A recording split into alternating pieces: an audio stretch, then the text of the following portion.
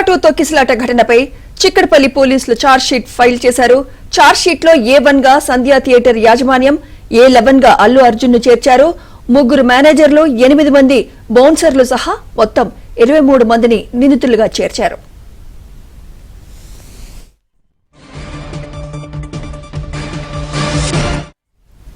ఇదే అంశంపై మరింత సమాచారం మా క్రైమ్ కరెస్పాండెంట్ ప్రవీణ్ అందిస్తారు. ప్రవీణ్,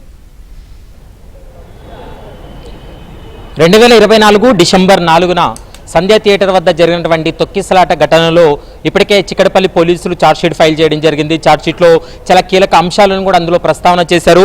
మొత్తం 23 మంది పైన ఛార్జెస్ మోపారు. 23 మందిని ఈ కేసులో నిందితులుగా చేరుస్తూ చిక్కడపల్లి పోలీసులు ఒక కీలక నిర్ణయం తీసుకోవడం జరిగింది. మరోవైపు A1 గా సంధ్యా థియేటర్ యాజమాన్యాన్ని, A1 గా మరోవైపు A11 గా అల్లు అర్జున్ ను చేరుస్తూ కూడా హైదరాబాద్ పోలీసులు, చిక్కడపల్లి పోలీసులు నిర్ణయం తీసుకున్నారు. ఎందుకంటే పుష్ప2 సినిమా రిలీజ్ సమయంలో అక్కడ పెద్ద ఎత్తున ఆడియన్స్ అంతా కూడా రావడం జరిగింది.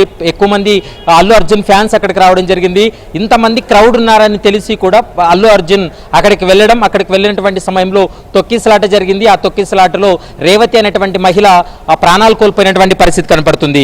ఇందులో శ్రీతేజ్ ఇప్పటికీ కూడా అతను అంటే ఆ తొక్కిసలాట్లో అపస్మారక స్థితిలోకి వెళ్ళి దాదాపు నెలల పాటు తను చికిత్స పొందిన తర్వాత ప్రస్తుతం తన తండ్రి వద్ద శ్రీతేజ ఉన్నాడు. ఇప్పుడు కూడా మాట్లాడలేనటువంటి పొజిషన్లో ఉన్నట్లు ప్రస్తుతం ఛార్జ్షీట్లో కూడా స్పష్టంగా పేర్కొన్నటువంటి పరిస్థితి కనపడుతుంది.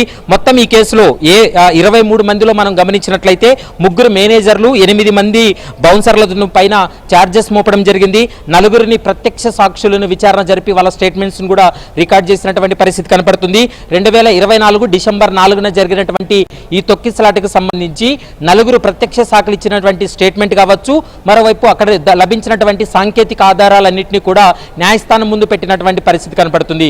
సోమవారం నుంచి ఈ కేసుకు సంబంధించి ట్రయల్స్ కొనసాగేటువంటి అవకాశాలు అయితే స్పష్టంగా కనపడుతున్నాయి. ప్రస్తుతం A11 గా అల్లు అర్జున్ ఉన్నాడు. దీనిపైన ట్రయల్ కొనసాగిన తర్వాత నాంపల్లి కోర్టు ఎలాంటి నిర్ణయం తీసుకోబోతుందనేది మాత్రం చూడాల్సి